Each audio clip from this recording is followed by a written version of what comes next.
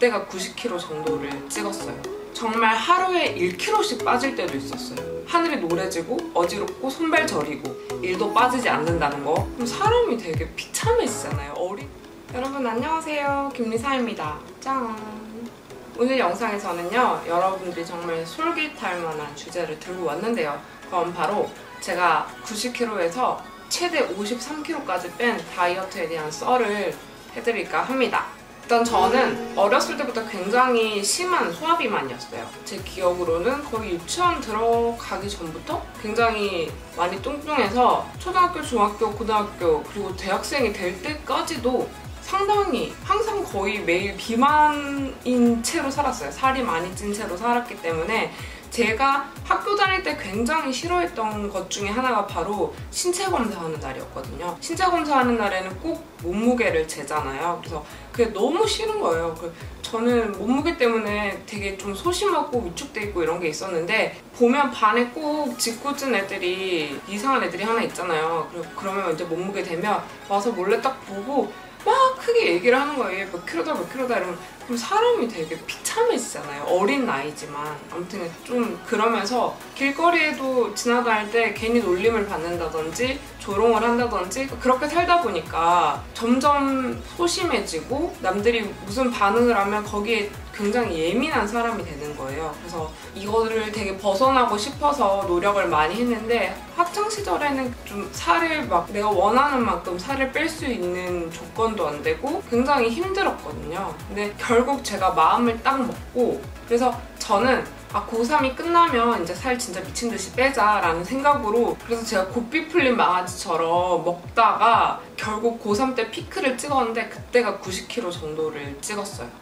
그리고 나서 이제 대학생이 됐는데, 우리가 뭐 대학교 가면 살 빠져 이런 얘기 하잖아요. 근데 이건 자기가 노력하지 않으면 정말 1도 빠지지 않는다는 거. 그리고 내가 또 새로운 생활에 적응을 하려면 이래저래 많이 참여를 해야 되잖아요. 그리고 대학생이 되니까 술도 먹게 되고 밤에 야식도 좀 더 마음껏 먹게 되고 그러면서 더 찌게 되는, 아무튼 이런 식으로 살이 많이 쪄서 대학교 1학년 때는 꾸준히 계속 몸무게가 많이 나가는 채로 살았는데, 어느 순간 이건 안 되겠다라는 생각이 들더라고요. 그래서 1년 휴학을 하고 그 사이에 미친 듯이 살을 뺐어요. 그때는 제가 첫 번째 했던 다이어트였는데, 제가 헬스장을 끊어가지고 하루 4시간 동안이나 운동을 했어요. 거의 쉬지 않고. 그러면서 거기서 뭐 간식을 조금 챙겨 먹는다든지 하면서 계속 4시간 동안 풀로 운동을 한 거예요. 그리고 집에 돌아가서는 아침, 점심, 저녁을 3끼를 먹는데 진짜 새 모이만큼 먹었어요. 정말 조금만.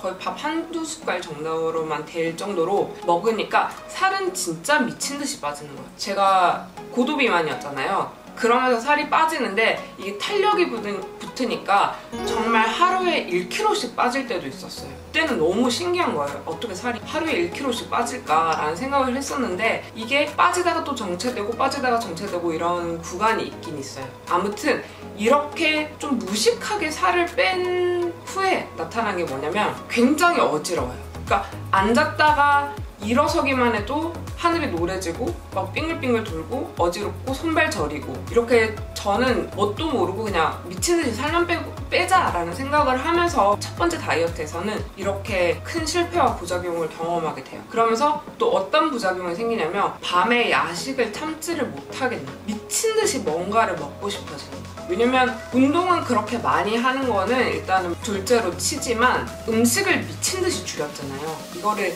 평생을 그동안은 많이 먹던 사람이 20년 가까이 과식 폭식을 하던 사람이 하루에 3모이 정도로만 먹으려고 하니까 살은 진짜 빨리 잘 빠졌는데 이거를 유지를 할 방법이 없는 거예요. 정말 미친 듯이 다시 쪘어요. 거의 근데 한 3, 4개월 정도에 걸쳐가지고 다시 다 올라가는 거예요. 다 도루묵이 되면서 나타난 증상 첫 번째가 과자, 특히 초콜릿 과자 미친 듯이 먹고 싶어요. 슈퍼 가서 그 초코 과자로만 모두 다 사는 거예요. 그래가지고 그거를 앉은 자리에 다 먹었어요. 아이스크림 파인트통 같은 거 미친 듯이 파먹고, 그러니까 자다가 배고파서 깨는 거예요. 그래가지고 라면 끓여 먹고 뭐 먹고 치킨 먹고 이렇게 하면서 다시 살이 다시 쪄요. 이거는 안 되겠다라는 생각이 들어서 살을 빼야지 라고 생각을 하지만, 그렇게 미친 듯이 빼고 나니까 사람이 지쳐버린 거예요. 그렇게 또 몇 년이 지납니다. 제가 그리고 두 번째로 본격적이게 다이어트를 다시 다시 해야 되겠다, 살을 빼고 싶다라고 느꼈던 게 뭐냐면, 저희 엄마랑 같이 백화점을 갔었거든요. 거기에서 제가 옷을 이렇게 보고 있으니까 거기 점원분께서 나이가 조금 있으신 분이셨어요. 여기 사이즈 맞는 거 없어? 약간 이런 식으로 얘기를 했는데 그게 너무 상처가 되는 거예요. 아, 살을 빼야겠다라는 생각을 해가지고 그때 계기로 시작한 게 기구 필라테스거든요. 근데 이 기구 필라테스가 아무래도 6대1, 뭐 한 5대1 정도로 되는 소규모 그룹 수업이에요. 선생님이 저한테 집중을 해줄 수 있는 그런 게 있더라고요. 근데 이거를 정말 오랜 시간에 걸쳐서 뺐어요. 진짜 이거는 천천히 뺀 거기 때문에 한 1년 정도 걸렸던 것 같거든요. 그러면서 식단은 하루에 한 1300에서 1500 칼로리를 정해가지고 먹는데, 탄수화물, 단백질, 지방 이런 거를 좀 맞춰서 먹는 식단을 챙겨서 다이어트를 했었거든요.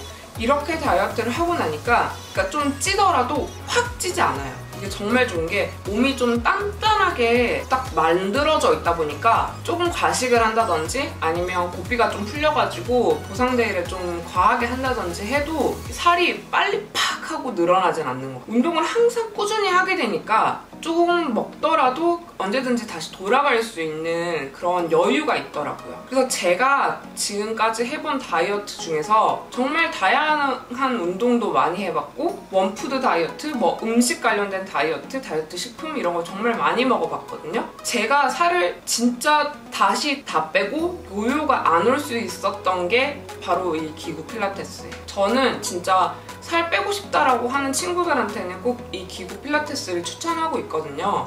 그러니까 몸이 굉장히 예쁘게 다듬어지고 잘 안 돌아가요. 그리고 일단 이렇게 몸매가 잘 다듬어지고 좀 건강해지는 느낌이 드니까 사람이 욕심이 더 나는 거예요. 막 더 건강해지고 탄력 있는 몸매를 갖고 싶다라는 욕심이 생기더라고요. 그래서 더 건강하게 식단을 챙기고 운동도 하고 몸에 대한 미래를 계획을 하는 것 같아요. 제가 90kg까지 나갔었잖아요. 근데 저도 노력을 해보니까 이렇게 원하는 몸무게를 얻었고, 제가 입고 싶은 옷도 입을 수 있고 원하는 스타일로 스타일링도 할 수 있는 몸이 되었어요. 그리고 가장 좋은 거는 제가 건강해졌다는 게 저는 정말 제일 좋더라고요, 그 부분이. 그래서 제가 다이어트를 성공할 수 있었던 저만의 꿀팁, 그런 비법은 정리를 해드릴게요. 먼저 운동을 등록하는데 그냥 운동을 등록하는 게 아니라 제가 제일 추천하는 거는 기구 필라테스예요. 그 기구 필라테스를 추천하지만 이게 아무래도 소규모로 하는 운동이다 보니까 가격대가 좀 높은 경우가 많아요. 일단 절대 혼자서 운동하지 마시고 전문 센터를 가서 나를 누군가가 코치해줄 수 있는 그런 운동 있잖아요. 1시간 동안 나를 딱 봐줄 수 있는 운동. PT가 돼도 좋고,